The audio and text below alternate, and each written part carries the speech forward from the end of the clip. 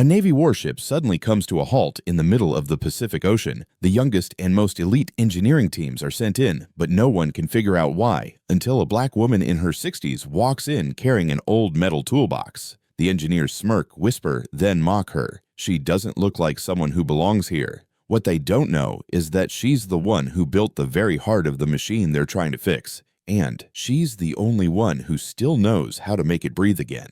Before we go back, let us know where you're watching from and subscribe, because tomorrow I've got something extra special for you.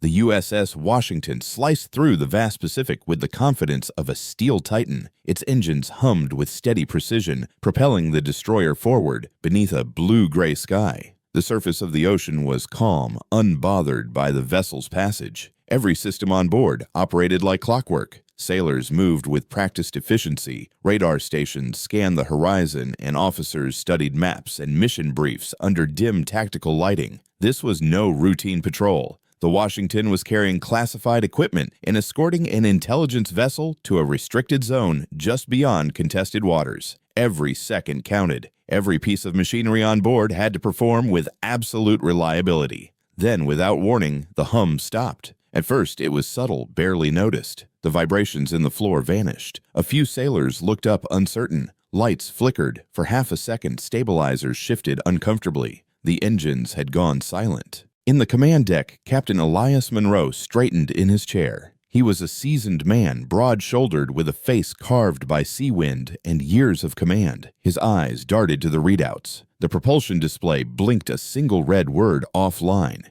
He stood up, voice sharp. Bridge status on engine power. The response was immediate. Sir, we've lost all propulsion. Auxiliary systems are holding. No heat spikes, no explosions. It just stopped. Monroe didn't wait. Engineering. Now. He moved quickly through the metal corridors, boots thudding against steel, every step growing heavier as the ship's silence deepened. No engine noise, no tremble through the hull. A ship like the Washington should never be this quiet. He arrived at the engine control center, a brightly lit room packed with panels, readouts, and blinking diagnostic screens. Chief Engineer Powell was already there, sleeves rolled up, eyes locked on a frozen schematic of the LM 2500 gas turbine. Talk to me, Chief. Powell looked up, frustration and confusion drawn across his face. Sir, we're not getting any ignition sequence from the turbines. The power flow's good. Cooling systems are nominal. The command systems aren't kicking in. Manual override failed 3 times. We bypassed the ignition module. No change. Monroe folded his arms, jaw tight. Did something overload? Nope. And there's no warning logs either. It's like the engine just decided to stop. The captain stared at the screen. This mission can't wait. We have a timeline. A window. I want every engineer you've got in this room, now.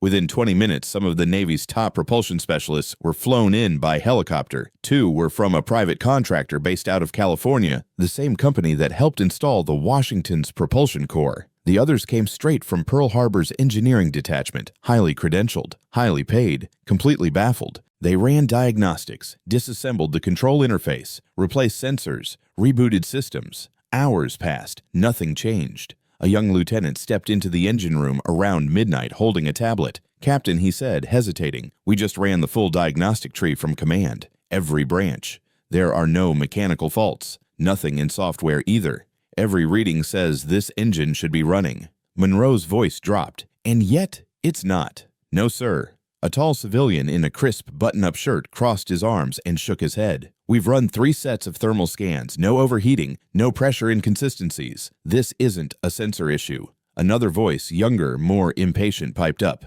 It has to be software. No way it's mechanical. We've replaced everything short of the turbine casing. Bailey turned around sharply, his voice clipped, then explained why 5 full engineering teams couldn't find it. The room fell into uneasy silence, save for the distant hum of equipment from nearby maintenance bays. A few officers exchanged glances. Most of them had never seen the ship this quiet for this long. The USS Washington wasn't just any destroyer, it was one of the Navy's most strategically advanced vessels, and it was scheduled to deploy in less than 72 hours. Admiral Jonathan Mears entered without ceremony, his dark uniform sharply pressed face lined with fatigue. His silver hair was neatly parted, but his eyes gave away the stress of the last 48 hours. Everyone straightened instinctively. He didn't speak right away. He stepped past the console, looked at the blackened screen, then turned to the group. "So, what I'm hearing is, we're blind. This ship's heart just stopped, and no one knows why." Bailey cleared his throat. "Sir, with respect, we've gone through every checklist, every manual. The core sinks for 45 seconds, then crashes. No alerts, no recorded imbalance. It's like the engine shuts itself off before something worse happens." The Admiral's lips tightened. "And you're telling me that between the Navy's best engineers and the private sector's finest diagnostics, no one can give me an answer?" Monroe exhaled through his nose, frustration boiling under his calm exterior. "What am I supposed to tell command? That our billion-dollar destroyer is floating dead in the water and no one knows why?" Again silence. Then something shifted in his expression, a brief flicker in his eyes. A name. He said it without thinking, like it had been hiding in the back of his mind all this time.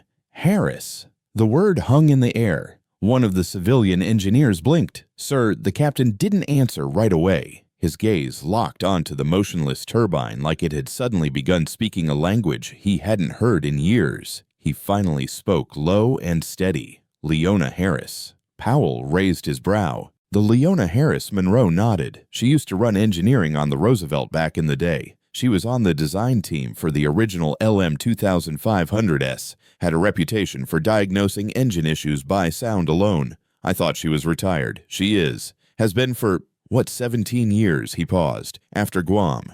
The rain fell softly on the rusted tin roof of the old workshop, tapping a rhythm that Leona Harris had grown used to over the years. The building sat at the edge of a winding back road in southern Louisiana, about 20 miles from any proper town. Cypress trees lined the gravel driveway. The place had no sign, no front desk, and no fancy diagnostic equipment, just oil-stained concrete shelves of mismatched parts and a small wood stove tucked in the corner. Leona stood by her workbench holding the carburetor from a two-stroke boat engine. Her dark hands, scarred and strong, moved with the kind of care that only came from thousands of hours of muscle memory. She examined the piece, then wiped it with a clean cloth, turning it slowly under the flickering workshop light. She wore a faded denim shirt, sleeves rolled to her elbows, and a pair of grease-marked coveralls. Her close-cropped silver hair peeked from under a ball cap that had long lost its shape.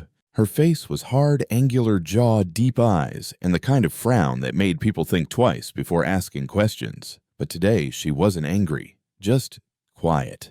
A small transistor radio crackled from a shelf nearby, playing blues low and steady. It was the same station she listened to every morning, the same one her father had kept on when he ran this place. Leona had been born in this workshop, figuratively at least. Her earliest memories were of lying on a pile of burlap rags while her father explained the difference between a gasket and a washer. She'd spent her 12th birthday disassembling the washing machine after it broke. She'd put it back together the next day without missing a single screw. By 13, she was fixing lawnmowers for neighbors. By 16, she knew more about engine compression ratios than most men twice her age. Not because she was a genius, but because she had to be. Her father, Leonard Harris, was a quiet man who believed in work, not praise. He was also a black mechanic running a business in a time and place where customers often assumed he wasn't the owner. He taught Leona everything he knew, but he also warned her about what came next. "They'll always be looking for a reason to doubt you," he said, once handing her a torque wrench.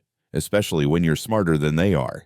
And you will be." He was right. Leona joined the Navy at 19. Not because she dreamed of the sea, but because she wanted access to machines she couldn't touch in any garage. She started as an E1, spent her nights buried in tech manuals, memorizing turbine systems like they were scripture. She rose quickly, not because anyone gave her a hand, but because she earned every stripe through grit and sweat. By her late 30s, she had become chief machinery officer on the USS Franklin, then the Roosevelt. Her reputation spread quietly across the fleet. Leona Harris was the woman who could hear when an engine was lying. While others trusted sensors, she trusted rhythm pulse and noise. And she was rarely, almost never wrong. But even legends aren't safe when the system decides they're inconvenient. 17 years ago, during a routine training exercise off the coast of Guam, a turbine failed mid-operation. No lives were lost, no injuries reported, but the incident shut down the ship for 2 days. An investigation was launched. Leona submitted her report, sat through interviews, explained the failure patterns, flagged an untested software patch as the likely cause.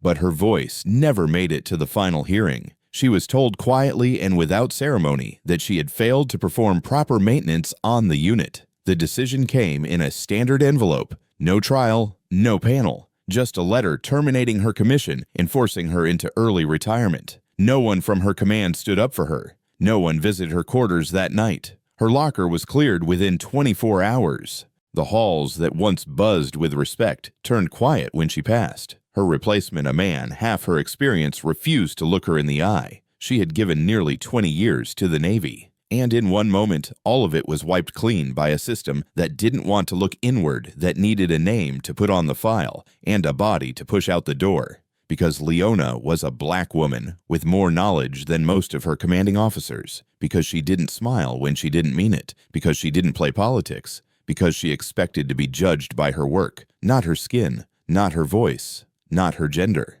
She hadn't stepped onto a Navy vessel since. Instead, she returned to this old workshop, back to the place where her hands had first learned to listen. Locals brought their boats by, mostly older folks, shrimpers and crabbers. They knew her by reputation. They didn't ask about Guam.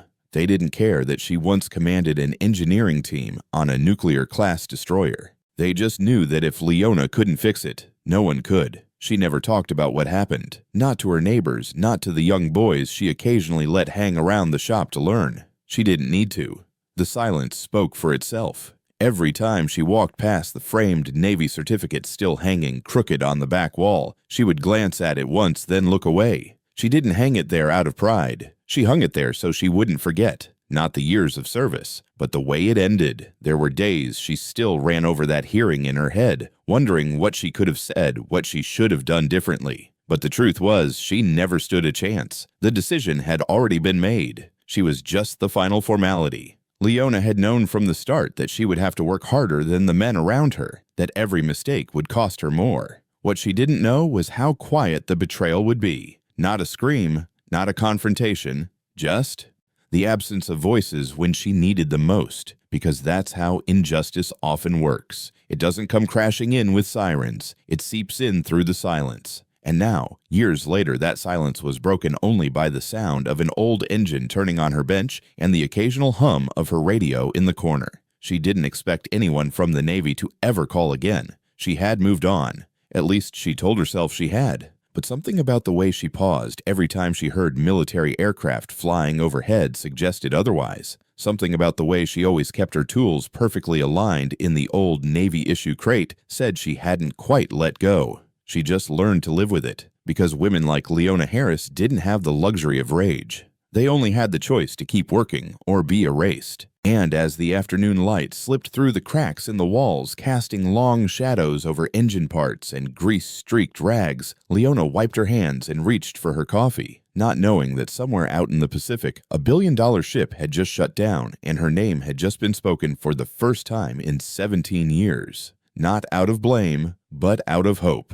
The sun had already slipped behind the trees when the old rotary phone in Leona's workshop rang. She was bent over the lower hull of a battered outboard engine, tightening a valve cap with her left hand while holding a shop rag under the drip line with her right. The sound of the ring was sharp, jarring out of place in the quiet evening hum of cicadas and river wind brushing against the aluminum siding. She froze for a moment, eyes narrowing. That phone almost never rang. Not anymore. Leona set the wrench down gently and wiped her hands on the rag, leaving streaks of oil on her palms. Her boots echoed on the concrete floor as she walked across the shop. The ringing continued steady. She lifted the receiver from the hook and pressed it to her ear. "Leona Harris," she said simply, voice low, cautious. There was a pause. Then a voice came through, calm but familiar, deeper than she remembered, but unmistakable. "Leona, it's Ryan Matthews." Her jaw tightened. She said nothing. The voice continued a little more tentative now.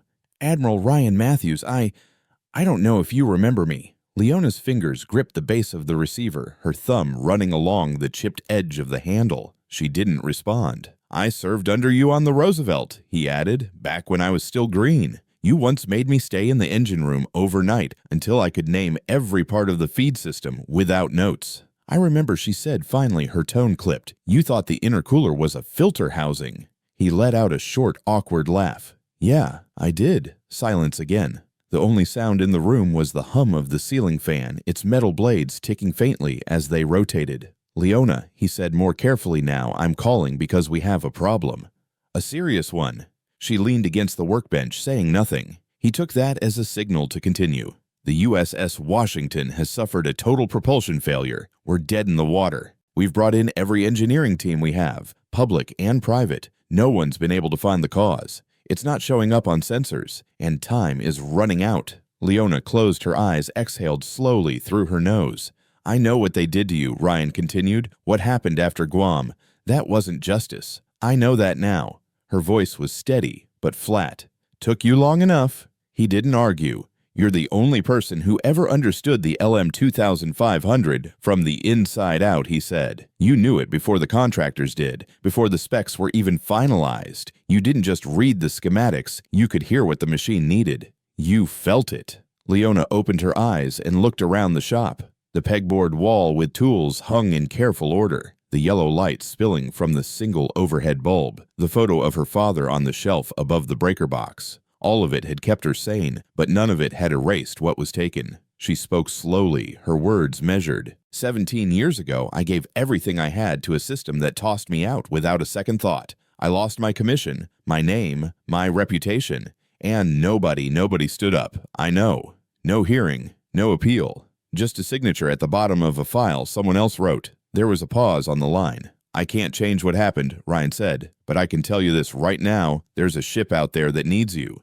The people on board don't care what politics were at play 17 years ago. They care if they get home. And if you still care about that ship, about the work you did, then I'm asking you to help. Leona's heart beat slow, steady but heavy. She could feel it in her chest like a dull drum. Her fingers curled slightly around the cord. In her mind, she could already see the looks, the same stares she got that last week on base, the averted eyes, the barely concealed smugness from men who thought they'd finally cleared the path of a difficult woman. A black woman, one who didn't smile, didn't flirt, didn't flatter, one who simply worked better than anyone else. She'd buried that anger for years. But now, standing in the middle of the workshop that had become her entire world, she felt it rise again, not as rage, but as clarity. She didn't owe them anything, but she owed herself the truth. That engine, her engine, wasn't just a machine. It was the culmination of decades of her life. And now it was silent. And they were calling her not because they wanted to, but because they had no other choice. That meant something. You think they'll even let me in the gate, she asked. I'll make sure they do, Ryan said. Your clearance is already being reactivated, and I'll send a car tonight. You'll be in San Diego by morning. She said nothing. He added more softly, I wouldn't call if this wasn't real. You're the last one who knows how to bring that ship back. There was another long silence. Then Leona nodded once, almost to herself. Fine. Her voice was firm now. Not loud, not angry. Just final. Send the damn car. She hung up the phone. For a few seconds, she didn't move, just stood there, hand still resting on the receiver. Then she walked back to the bench, finished tightening the valve, wiped her hands, and put her tools away. She didn't pack much, just her old toolbox, the same one from her Navy days. The metal handle was worn smooth where her fingers had gripped it through thousands of hours. She opened it, checked the contents, then closed it again with a soft click. Outside, the night air had grown cooler. A distant bullfrog called from somewhere near the riverbank. Leona locked the shop door behind her and turned off the lights. Inside her chest, 100 memories stirred, some painful, some proud. But above all, one truth remained clear. She wasn't going back for them. She was going back for the machine, for the sailors, and for herself. Because some things you don't walk away from. Not when your name was once written into every turn of the engine. Not when it's still whispering your name in the silence. The sky over Norfolk Naval Base was overcast when the black sedan pulled up to the main security gate. The air was heavy with mist, the kind that clung to your skin without falling. As the car rolled to a stop, the guard on duty stepped out of the booth, with slow indifference, clipboard in hand, adjusting his cap against the wind. The back door opened. Leona Harris stepped out holding nothing but her metal toolbox in one hand and a folded clearance document in the other. Her dark skin contrasted against the pale gray of her worn jumpsuit. The knees were faded, the elbows stained from decades of honest labor. Her boots were clean, but not polished, just enough to show she respected where she was, but not enough to impress anyone. The guard glanced up. He couldn't have been more than 22.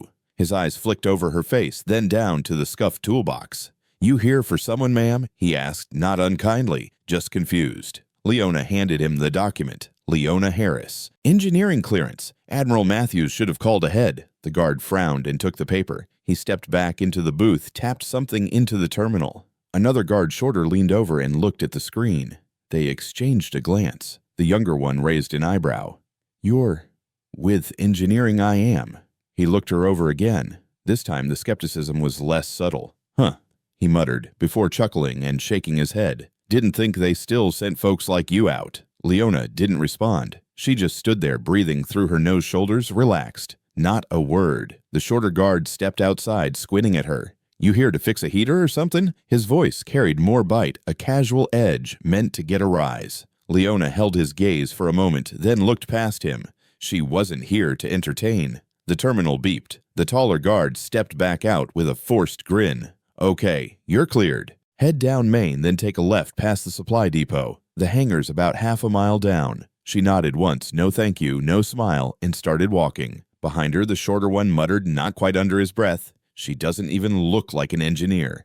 Leona heard it. Of course she did. She always heard it. The walk to the hangar was long and exposed. Trucks passed on the road beside her. Sailors moved in and out of buildings. Some glanced her way. A few stared outright. One officer gave a slow look from her boots to her hair and then kept walking. It was the same look she remembered from years ago. A look that said, "You don't belong here."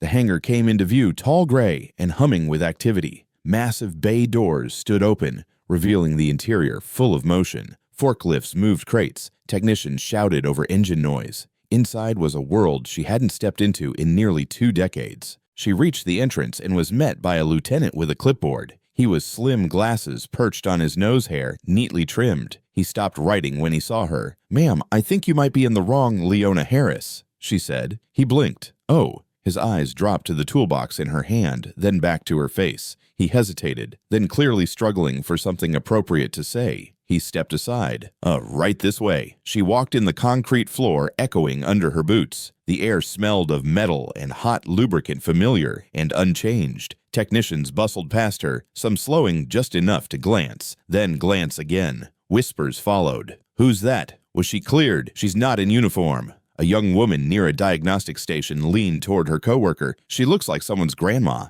Leona kept walking. Every step was a return to old terrain, only now she moved through it as a stranger. Every wall, every echo reminded her of what had been taken, and yet she felt no shame, no fear, only focus. They didn't need to believe in her. They just needed to stay out of her way. An engineer in his early 30s stepped into her path, arms crossed. He had a shaved head, clean uniform, and a clipboard held tightly under one arm. "You the consultant I am."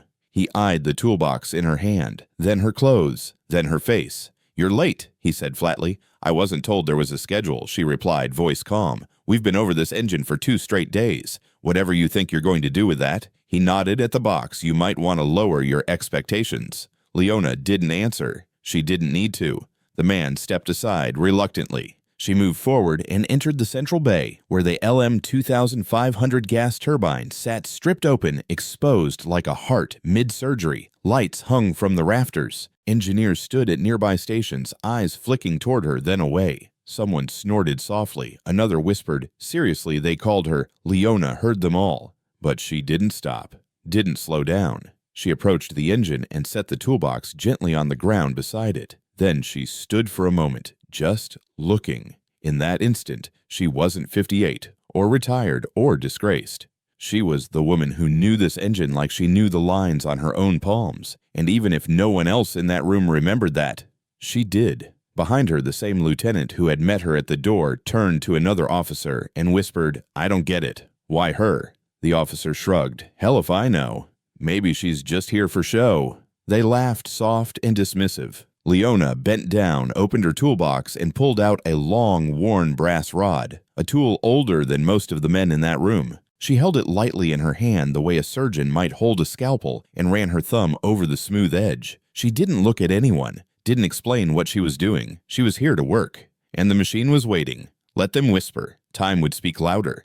The LM 2500 gas turbine sat at the center of the maintenance bay like a silent monument. Its casing had been stripped down, revealing the intricate guts of high-performance machinery, axial compressors, thermal insulation layers, turbine blades exposed, and still. It should have been humming with life. Instead, it looked like a heart that had forgotten how to beat. Bright halogen lights lit every inch of the open structure. Diagnostic cables snaked across the floor, monitors flickered with data streams, and tool carts lined the walls in perfect order. Everything about the space was clean, orderly, clinical, but there was no movement, no sound, just tension. Leona stood at the edge of the platform, eyes fixed on the turbine. Her expression didn't change, not at the sight of the tangled wiring, not at the tech manuals scattered across the metal table nearby. Not even at the long list of failed test reports taped to the side of the diagnostic terminal, 57 pages long. A tall man with a lanyard around his neck stepped forward. His uniform was crisp, badge polished. He cleared his throat, speaking with the casual tone of someone who thought he was in control.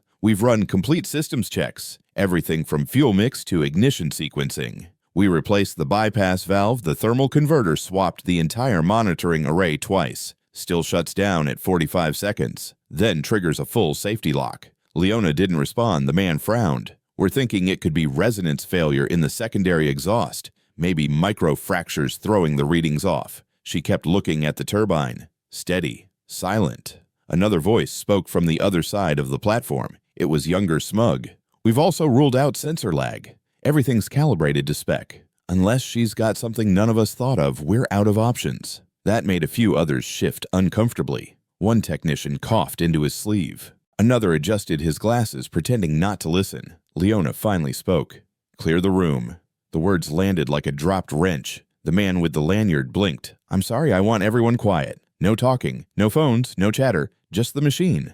One of the younger engineers chuckled. "You want silence. This isn't a church lady." Leona turned to him, her gaze steady and unimpressed. She didn't raise her voice. "This engine talks. You just never learned how to listen." The room held still. The lead engineer, Powell, the one who had met her earlier, nodded. "Do it." A few grumbles rose up, but one by one voices faded. Technicians powered down monitors. Phones were silenced. Even the background hum of the radio was switched off. The clamor of the room faded until all that remained was the soft clicking of cooling metal and the occasional creak of a shifting beam. Leona stepped closer to the turbine and set her toolbox down on the platform floor. She opened it with both hands and pulled out the long, polished brass rod. It was old, clearly handmade, both ends smooth from decades of use. She ran a finger down its length, checking for fractures. Then she crouched slowly and placed one end of the rod against the turbine housing, just behind the compressor mount. She pressed the other end to her ear and closed her eyes.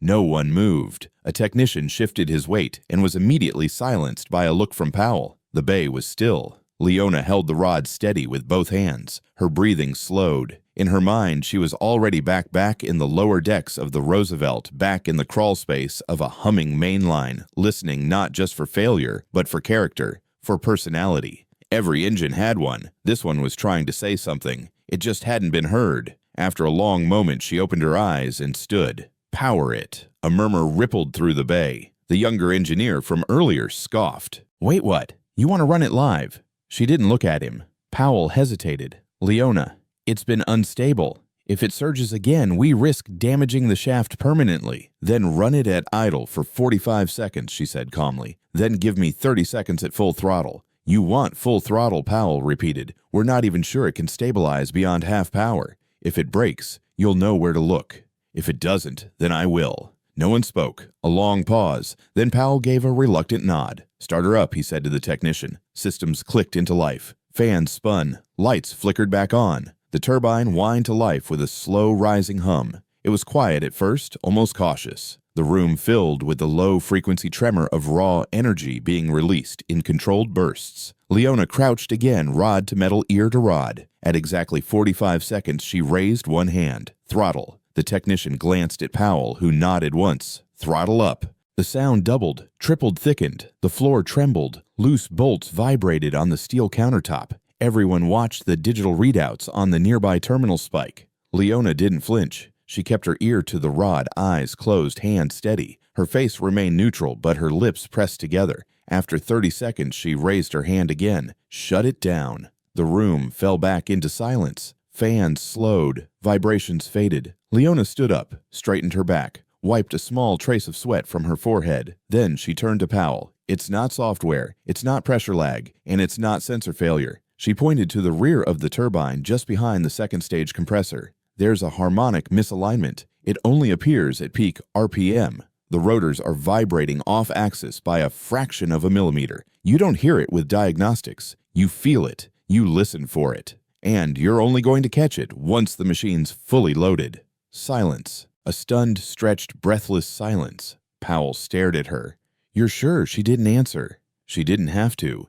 The engineer who had scoffed earlier looked around at the others, searching for a lifeline that wasn't there. Leona bent down, picked up her rod, and slid it gently back into her toolbox. She closed the lid, latched it shut. Then, without another word, she walked toward the bay doors. No one tried to stop her, because in that moment, everyone knew the machine had spoken, and she was the only one who had heard it. The turbine spun down in a slow whine, its sound fading into stillness as the last vibrations rattled the overhead beams. The silence that followed wasn't like before. It was heavier, as if the entire bay had been holding its breath and suddenly realized it wasn't ready to exhale. Leona Harris stood up from her crouch beside the LM 2500 and set the brass rod gently into her toolbox. She didn't rush. Every movement was deliberate, grounded. She wiped her hands with a clean corner of a rag and faced the group gathered near the workstation. "It's not the sensors," she said evenly. Her voice carried calm and certain, with no need for volume. "It's not salt. It's not debris.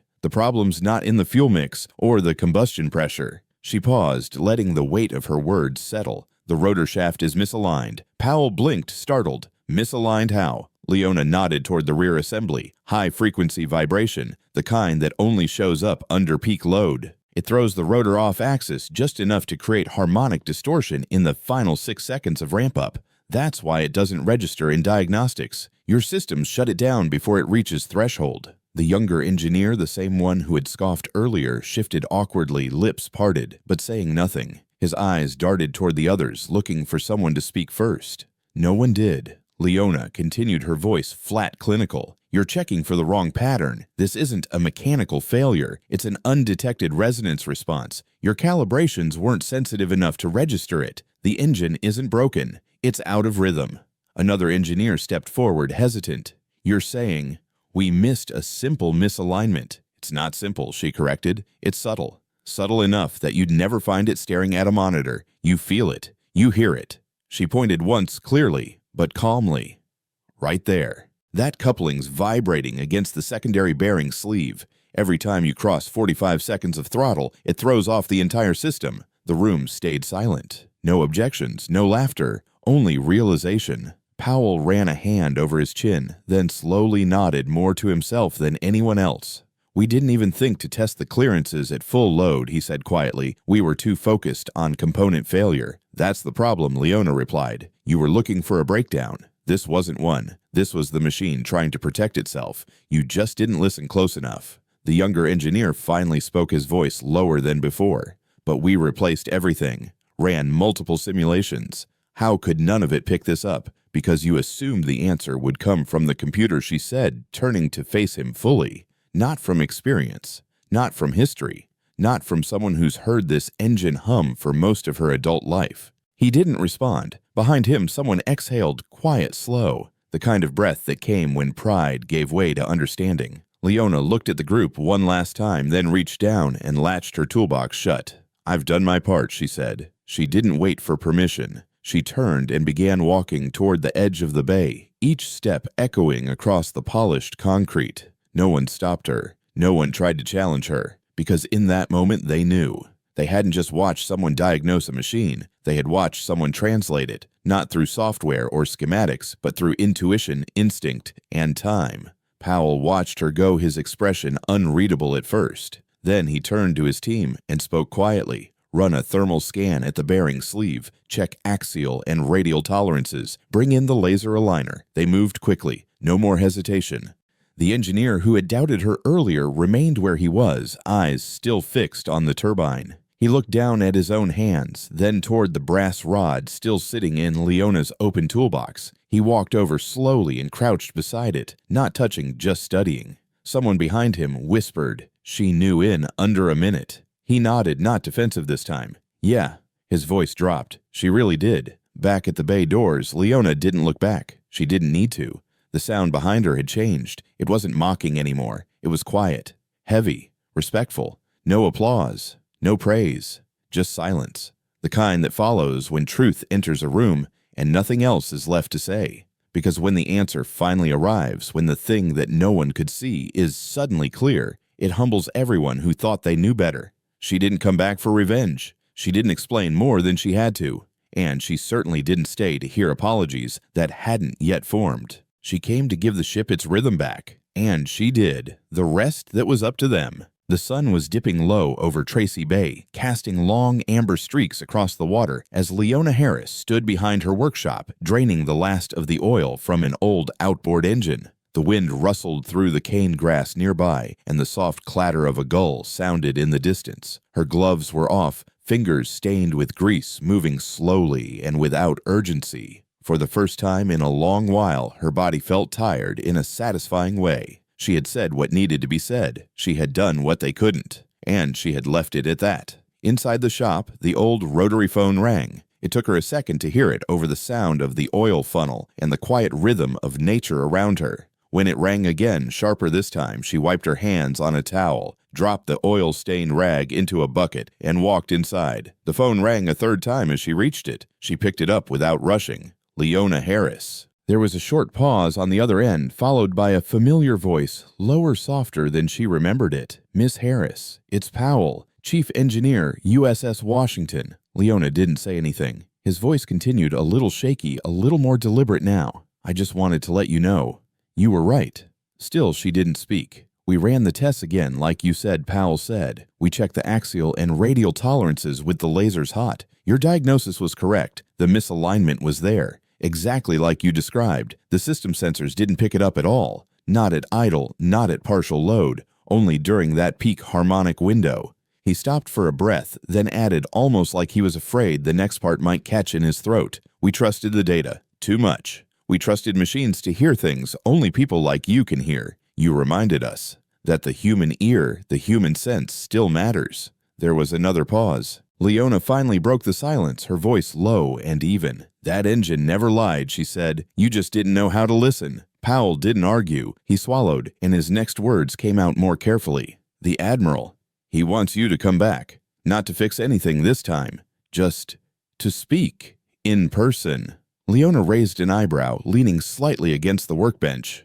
"What for?" Powell exhaled. "To apologize." His voice softened further. "To say it directly, face to face. Not in a message, not in a memo. He told me to say this clearly. He was wrong. The system was wrong. And they're ready to say that out loud." Leona stared at the far wall where her father's old socket set still hung untouched for years. Her eyes drifted to the shelf where the worn Navy commendation certificate leaned behind a small tin of bolts. She didn't speak right away. Powell continued, his tone no longer rushed, no longer defensive. "I know it doesn't fix what happened. I know it doesn't erase the silence that followed you out the door 17 years ago, but it's a start, and I think you deserve to hear it from the people who stood by and let it happen." Leona ran her thumb slowly along the edge of the phone. She could hear the tension in his breathing. Not fear, just the unfamiliar weight of humility. She wondered how long he had been rehearsing those words before he dialed the number. "Miss Harris." She nodded once even though he couldn't see it. "All right." Her voice was soft but steady. "I'll come." Powell seemed to breathe again on the other end. "Thank you," he said quietly. He didn't add anything else. There was no need. They both understood what wasn't being said. She hung up the phone gently. No triumphant smile followed. No victorious outburst. Just quiet. She turned and walked back toward the open bay doors. The air outside had cooled. Dusk was folding in, soft and slow. Her boots clicked against the floor, steady as always. Back at the workbench, she picked up her gloves and laid them beside the oil pan. Her eyes lingered on the brass rod sitting inside the toolbox, still streaked with the imprint of a machine that had nearly been abandoned by the very people who built it. She didn't reach for it this time.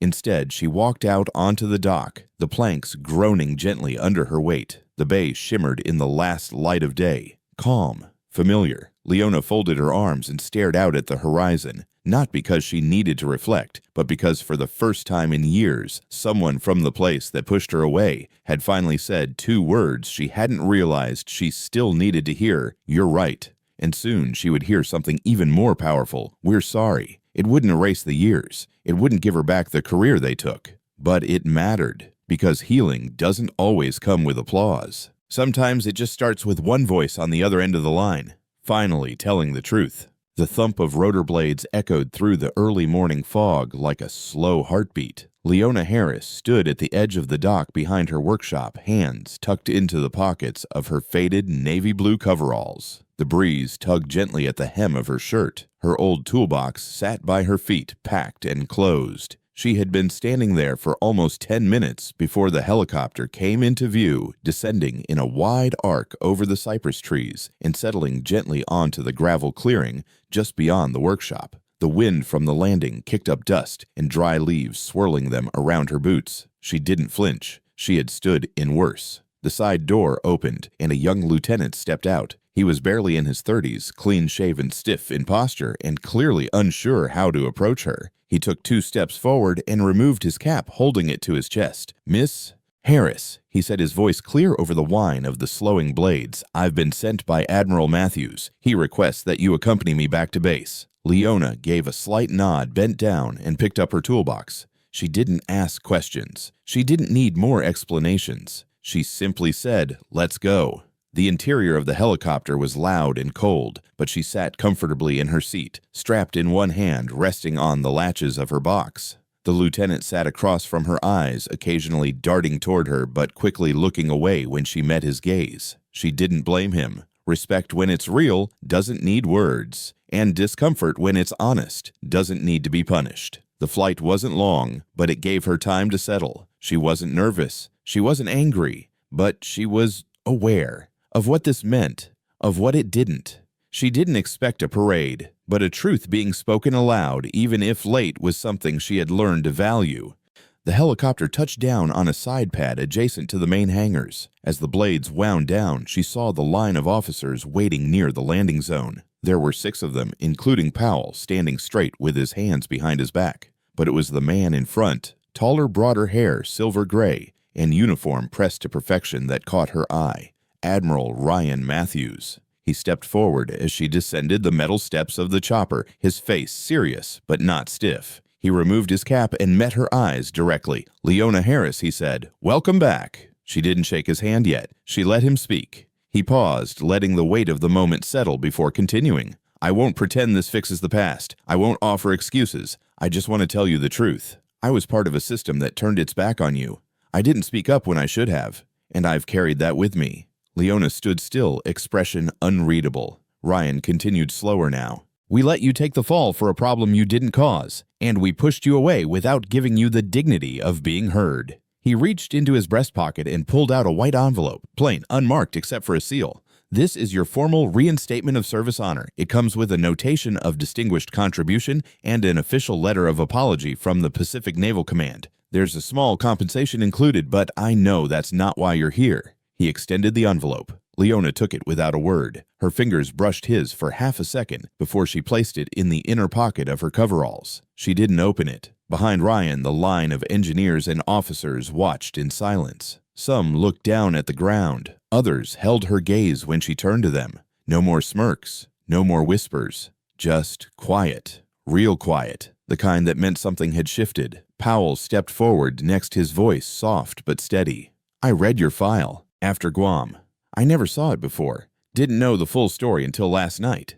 If I had known sooner, maybe I would have spoken differently the first time we met." Leona didn't answer. He continued, "All I can say is, I'm sorry. And thank you." She nodded once, then glanced over the shoulder of the group toward the maintenance bay. The big doors were open now, and from where she stood, she could see the LM 2500 through the gap, partially reassembled active monitors blinking, the same engine that tried to speak to them for days and was ignored, until she showed up. She turned back to Ryan. "I'm not here to be celebrated," she said plainly. "I didn't come for applause." "I know," he replied. "You came for the ship, and for your name." She looked him in the eye. "Names matter," she said, "even when people try to forget them." His face tightened slightly, but he nodded. "You're right." He stepped back, gave her a clear path toward the hangar, but she didn't walk that way. Not yet. She turned to the team, looked them over one last time. Not to scold, not to preach, just to see. And what she saw was enough. Respect in their faces. No shame required, just recognition. She took a step back toward the helicopter. Ryan moved forward, confused. "You're not staying." She shook her head. "My work's done." He hesitated. "Anything you want us to pass along to command?" Leona offered the faintest trace of a smile, one corner of her mouth lifting for just a second. "Yeah," she said. "Tell them next time they hear a machine making a sound they don't recognize, they should listen." Then she climbed the steps back into the helicopter toolbox in hand and took her seat by the window. As the blades began to spin again, lifting her off the concrete, she looked down one last time at the officers below. They weren't waving, they weren't saluting, but they were standing still, and they were watching. Not because they had to, because they wanted to. That was enough. She looked away and rested her back against the seat. For the first time in a long time, she felt something settle in her chest. Not triumph, not vindication, but peace. Because sometimes justice doesn't roar. Sometimes it just walks back through the gate, and is finally allowed to leave on her own terms. The helicopter rose gently from the tarmac, its rotors slicing the morning air with a steady rhythm. Inside, Leona Harris sat in silence, her seatbelt snug across her chest, her old metal toolbox secured beside her boots. She leaned slightly toward the window, one hand resting on her knee, the other tucked under her chin. The sky over the coast was still dressed in pale gray, the sun barely beginning to break through the haze. Below, the sprawl of the naval base slowly receded into the distance. Hangars, cranes, warehouses, antenna towers, all growing smaller, quieter. Then she saw it. The USS Washington, docked just minutes ago, now pulling away from the pier, its sleek gray hull cutting through the harbor waters with confident ease.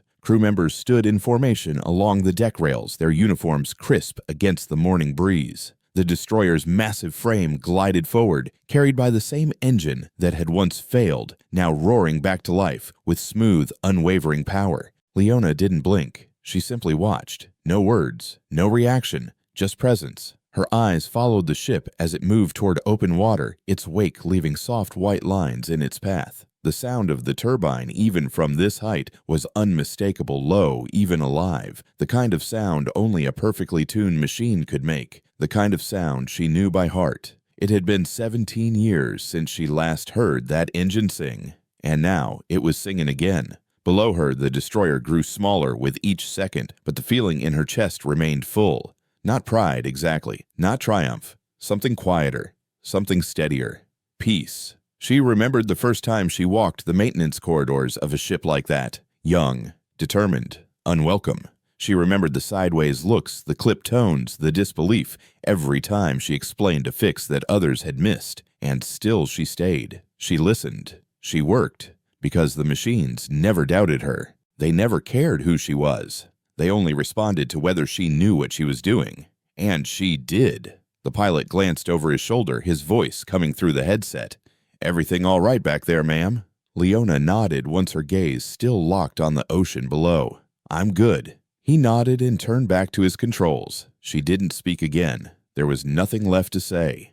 From the corner of her eye, she caught the final glimpse of the Washington's hull as it passed the breakwater and entered open sea. The ship dipped slightly, as if bowing to the horizon before disappearing into the morning light. It had carried her failure once. Now it carried her name invisible, but etched deep in the rhythm of its heartbeat. Back in the cabin, Leona reached down and opened the latch on her toolbox. Inside, everything was exactly where it had always been. The brass rod sat neatly in its place, the same rod they had laughed at, the same rod that had revealed the answer no machine could find. She picked it up and held it across her lap. Not like a trophy, like a memory. Every groove on its surface told a part of the story. She traced them gently with her thumb, her mind quiet. They wouldn't put her name on a plaque. No medals would be mailed to her home, and that was fine. Some victories don't live in glass cases. Some just live in knowing that when no one else could figure it out, you did. When others gave up, you listened. When a machine stopped breathing, you brought it back to life. The helicopter began its descent. The fields and trees of southern Louisiana came into view, the winding line of the bayou carving through the landscape like a scar with purpose. Leona took one last glance at the horizon. The USS Washington was gone now, out of sight, but not out of reach. Its engine would carry it forward miles at sea, across waters calm and violent, guided by commands, fueled by power. And somewhere deep in its core would echo the precise alignment only one person had been able to hear. Not because she was lucky, but because she had lived it, had earned it, had bled for it. The landing was smooth. The helicopter settled into the clearing behind her workshop, the same place it had picked her up the day before. The same trees stood in their places. The same smell of salt soil and engine oil drifted on the breeze. The door opened. Leona stepped down, toolbox in hand, back straight. The pilot gave a small nod. He didn't say anything. He didn't have to. She walked toward the shop at her own pace. No cameras, no speeches, just the sound of wind through the grass and the soft crunch of gravel beneath her boots. Inside the workshop was exactly as she had left it. Tools hung in neat rows. A disassembled boat motor sat waiting on the bench. The small radio crackled quietly halfway between stations. She placed the toolbox on the bench, removed the brass rod, and set it next to the carburetor she'd been working on 2 days ago. Then she took off her coveralls, hung them by the door, and sat down on the old wooden stool in the corner. She exhaled slowly. There were no tears, no shaking hands, just stillness. The kind that comes when a chapter closes not loudly, but completely. From her stool, she looked at the wall opposite her. That same Navy commendation still leaned slightly to the left. Dust had gathered in the corners of the frame. She didn't move to clean it. She just looked at it, not with anger, not even sadness, just understanding, because she knew now that her story wouldn't be rewritten by those who had tried to bury it. It would be remembered in the way the Washington moved through water, in the engineers who stayed quiet when they should have spoken and now understood why silence matters, in every vibration that might one day confuse another crew, until someone remembered what Leona Harris had once taught them, that sometimes the truth isn't found in a screen or a printout. Sometimes it comes from listening, from paying attention, from never forgetting the people who got you there in the first place. Outside, the wind picked up just slightly, and somewhere far out at sea, the USS Washington continued its mission, flawless, powerful, alive. It didn't speak, but it didn't need to, because long after the names fade and the stories quiet down, a ship always remembers who brought it back to life, and so does the sea. The story of Leona Harris is not just about an engine or a ship or even redemption. It's about dignity, about quiet strength, about the courage to return to a place that once pushed you away, not for revenge, but for truth. Her journey reminded us that not every victory is loud, and not every recognition needs a spotlight. Sometimes healing comes from a single moment of being seen. Sometimes what lasts the longest is not the applause, but the respect that settles in silence. And now, we'd love to hear from you. Have you ever been overlooked, underestimated, or silenced, even when you knew you were right? What did you do in that moment if Leona's story touched something in you? If it reminded you of someone you know or of a part of yourself, please share it in the comments below. And if you believe stories like this matter, if you believe quiet courage deserves to be heard, we invite you to like this video, share it with someone who needs it, and subscribe to the channel. Together, let's keep telling stories that heal, that honor, and that remind us of the strength we carry inside, no matter who's watching. Thank you for being here with us. Join us to share meaningful stories by hitting the like and subscribe buttons. Don't forget to turn on the notification bell to start your day with profound lessons and heartfelt empathy.